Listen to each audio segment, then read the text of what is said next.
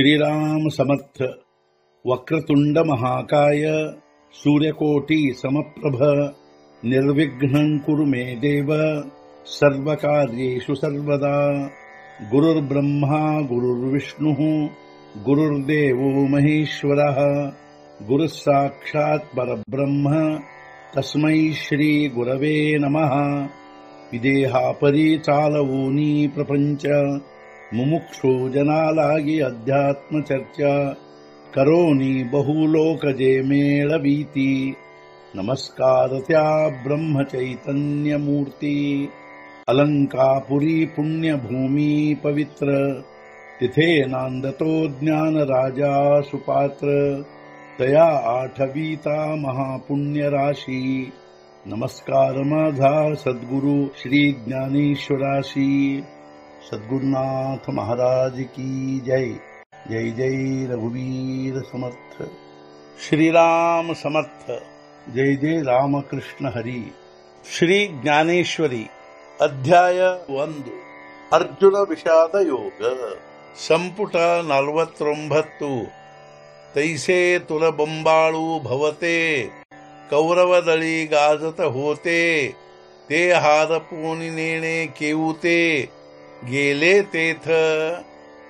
ಅದರಂತೆ ವಾದ್ಯಗಳ ಘೋಷವು ಕೌರವ ದಳದಲ್ಲಾಗುತ್ತಿದ್ದ ಪ್ರಚಂಡ ಗರ್ಜನವು ಯಾವ ಕಡೆಗೆ ಹೋಯಿತೆಂಬುದು ಆ ದೃಶ್ಯವು ತಿಳಿಯದಂತಾಯಿತು. ಅದೇ ರೀತಿ ಕೌರವರ ಸೈನ್ಯದಲ್ಲಿ ಅನೇಕ ವಾದ್ಯಗಳ ಘೋಷವು ಆಗುತ್ತಿದ್ದ ಪ್ರಚಂಡ ಗರ್ಜನೆಯುಳ್ಳ ದೃಶ್ಯವು ಅದೇ ರೀತಿ ಕೌರವರ ಸೈನ್ಯದಲ್ಲಿ ಅನೇಕ ವಾದ್ಯಗಳ ಘೋಷವು ಪ್ರಚಂಡ ಗರ್ಜನೆಯುಳ್ಳ ದೃಶ್ಯವು ಯಾವ ಕಡೆಗೆ ಹೋಯಿತೆಂಬುದೇ ತಿಳಿಯಲಿಲ್ಲ. ತೈಸಾಚಿ ದೇಖೆ ಏರೆ ನಿನಾದೆ ಅತಿ ಗಹಿರೆ ದೇವದತ್ತ ಧನುರ್ಧರೆ ಆಸ್ಫುರಿಲ.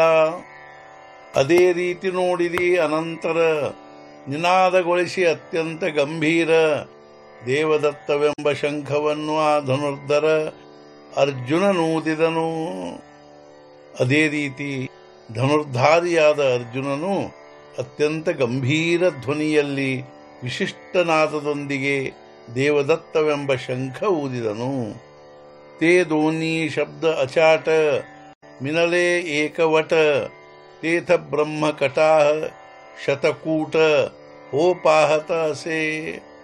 ಆ ಎರಡೂ ಶಂಖಗಳ ಅದ್ಭುತ ನಾದಗಳು ಸಹಜವಾಗಿ ಒಂದು ಗೂಡಲು ಬ್ರಹ್ಮಾಂಡ ಒಡೆದು 100 ಹೋಳು ಆಗುವುದೆನ್ನುವಂತಿತ್ತು. ಭಗವಾನ್ ಶ್ರೀಕೃಷ್ಣ ಹಾಗೂ ಅರ್ಜುನನ ಈ ರೀತಿಯಾಗಿ ಎರಡೂ ಶಂಖಗಳ ನಾದಗಳು ಸಹಜವಾಗಿ ಒಂದು ಗೂಡಲು ಆ ಧ್ವನಿಯಿಂದ ಬ್ರಹ್ಮಾಂಡ ಒಡೆದು 100 ಭಾಗಗಳಾಗಿ ಹೋಗುವುದೋ ಅನ್ನುವಂತಿತ್ತು. ಸದ್ಗುರುನಾಥ ಮಹಾರಾಜ್ ಕಿ ಜೈ. जय जय रघुवीर समर्थ। श्री पंढरीनाथ महाराज की जय। जय जय रघुवीर समर्थ।